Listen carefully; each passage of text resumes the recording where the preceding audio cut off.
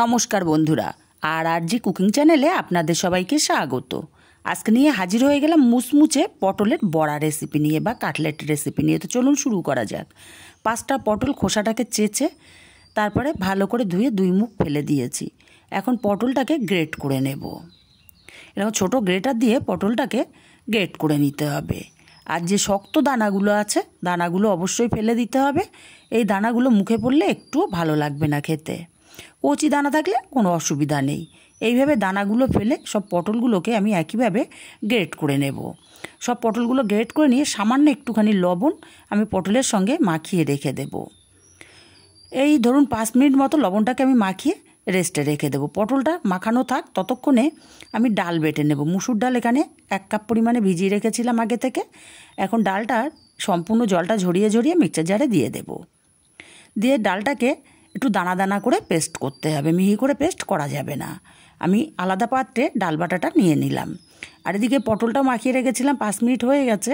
এখন হাত দিয়ে চিপে চিপে এক্সট্রা যে জলটা আছে সম্পূর্ণ জলটা নিংড়ে বের করে দেবো। এইভাবে দিয়ে সরাসরি আমি ডালের পেস্টের মধ্যে দিয়ে দেব।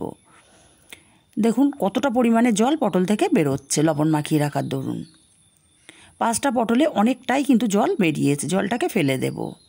আর এই পেস্টের মধ্যে দিয়ে দেবো 1/2 চামচ হলুদ, 1/2 চামচ লঙ্কার গুঁড়ো, 1/2 চামচ ভাজা জিরের গুঁড়ো, কিছুটা কালো জিরে দিলাম, আর 1/2 চামচ দিলাম চিনি।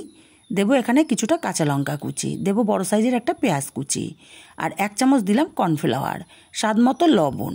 এবার সব কিছু খুব ভালো করে হাত দিয়ে মাখিয়ে নেব। খুব ভালো করে মাখতে হবে, কারণ পটলগুলো নিংড়েছিলাম একটু শক্ত হয়ে গেছে। খুব ভালো করে মাখিয়ে নিয়েছি। দেখুন আঠা আঠা একটা ডো ফর্মে চলে এসছে।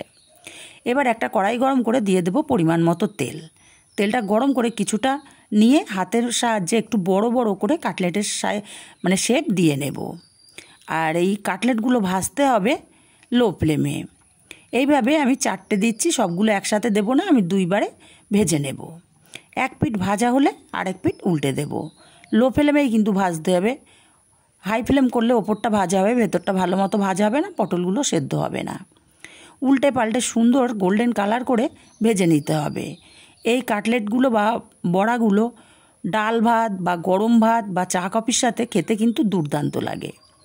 এইভাবে সব পটলের কাটলেটগুলো ভেজে নিয়েছি, এখন উঠিয়ে নেব। আর বাকিগুলো ঠিক একইভাবে ভেজে নেব। বন্ধুরা, রেসিপিটা ভালো লাগলে একটা লাইক দিতে ভুলবেন না। সবগুলো একইভাবে ভেজে উঠিয়ে নিয়েছি। রেসিপিটা কেমন লাগলো কমেন্ট করে জানাতে ভুলবেন না।